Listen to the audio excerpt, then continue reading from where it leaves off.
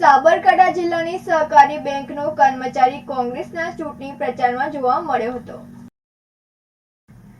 સાબરકાંઠા જિલ્લાની સહકારી બેંકનો કર્મચારી કોંગ્રેસના ચૂંટણી પ્રચારમાં જોવા મળ્યો હતો, જેમાં સહકારી બેંક કર્મચારીનો વિડીયો સોશિયલ મીડિયામાં વાયરલ થયો હતો અને સોશિયલ મીડિયામાં વિડીયો વાયરલ થતા ભાજપના નેતા સામે સવાલો સર્જાયા છે, જેમાં સાબરકાંઠા બેંકની પરસુડા બ્રાન્ચનો કર્મચારી હોવાનું સામે આવ્યું હતું, જેથી કોંગ્રેસના ઉમેદવારના ચૂંટણી પ્રચારમાં સહકારી નેતાના કહેવાથી પ્રચારમાં ગયાના આક્ષેપ લાગ્યા હતા અને પૂર્વ ચેરમેન દ્વારા સહકારી માળખાનો ઉપયોગ ભાજપ વિરુદ્ધ કરાતો હોવાના આક્ષેપ થવા લાગ્યા છે।